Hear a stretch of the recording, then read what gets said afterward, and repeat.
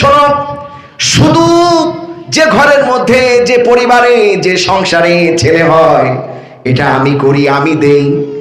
কন্যা হয় যে বাড়িতে 5টা 7টা মেয়ে, এখানে আল্লাহ পাক বলছেন এটা আমি দেই। পৃথিবীর কারো ক্ষমতা নাই এইভাবে দেওয়ার, বলেন সুবহানাল্লাহ।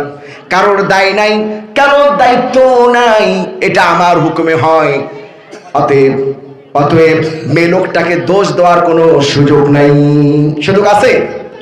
আল্লাহ পাক নিজে বলছেন না যে শুধু ছেলে দেই আমি, আবার শুধু মেয়েও দেই আমি। আবার শুধু তাই নয়, আও ইউযাউযুহুম যুকরানা ওয়া ইনাসা, বলেন আল্লাহু আকবার।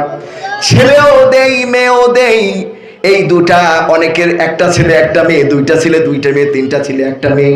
ছেলে মেয়ে উভয় দান করার মালিক কে? ছেলে মেয়ে উভয় দান করার মালিক কে?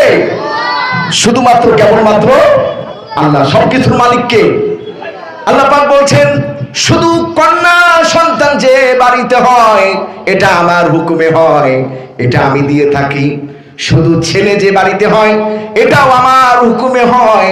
আবার যে বাড়িতে ছেলেও হয় মেয়েও হয় এটাও আমি আল্লাহ রব্বুল আলামিন দান করে থাকি, বলেন সুবহানাল্লাহ। কে বলছেন? শুধু তাই নয়, وَيَجْعَلُ مَن يَشَاءُ عَقِيمًا, আর বন্ধাত্ব এটাও আমি আল্লাহ রব্বুল আলামিন দান করে থাকি। এখন কেউ যদি বন্ধা হয়, নিঃসন্তান হয়, নিঃসন্তানী হয়, তাকে কি দোষ দেওয়ার কোনো সুযোগ আছে? এটা কার হুকুম? কিন্তু আমার সমাজে, আমার দেশে, গ্রামগঞ্জে কুসংস্কার প্রচলিত যে যার সন্তান হয় না, নিঃসন্তান, তার মুখ দেখে নাকি বের হলে আপনার অপায়া হয়, বেলক্ষণী হয়, কুলক্ষণী হয়। আছে না এরকম? একেবারে ভুল ধারণা। কারণ সন্তান না দেওয়ার মালিক কে?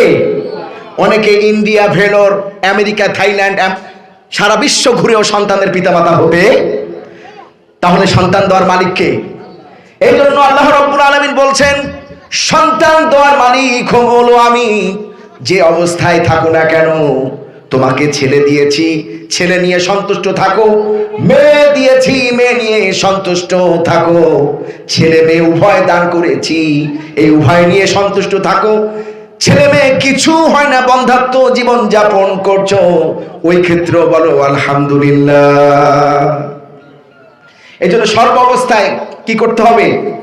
শুকরিয়া আদায় করতে হবে। আর শুকরিয়া যদি আদায় করেন, আল্লাহ পাক বলছেন আমি